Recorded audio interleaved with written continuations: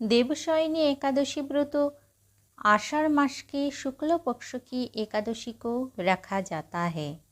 देवशयनी एकादशी को आषाढ़ शुक्ल एकादशी, हरिशयनी एकादशी या पद्मा एकादशी भी कहा जाता है। ये एकादशी बहुत ही पुण्यदायी मानी जाती है।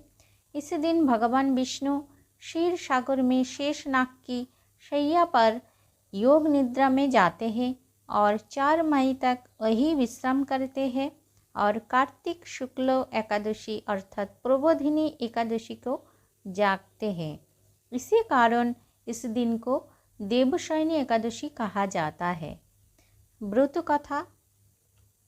महाराज युधिष्ठिर श्री कृष्ण से पूछा, आषाढ़ मास के कौन से एकादशी मनाई जाती है? श्री कृष्ण बोले, हे धर्मराज युधिष्ठिर, सुनो।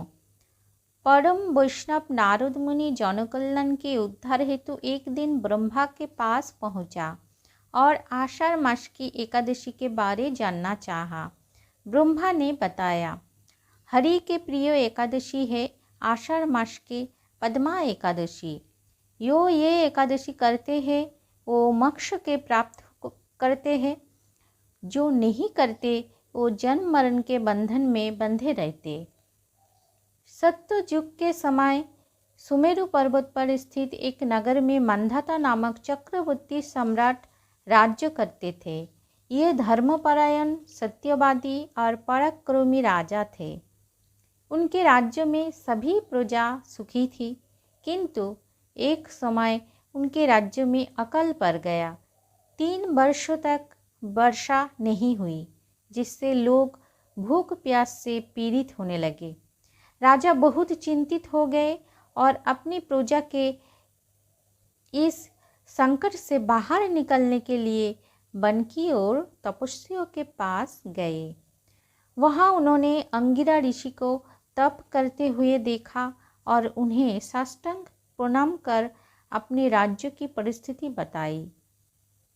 उन्होंने पूछा कि हे मुनिवर, मेरे राज्य में लोग दुखी हैं, कृपया बताइए कि इसका क्या कारण है और इससे छुटकारा कैसे मिले।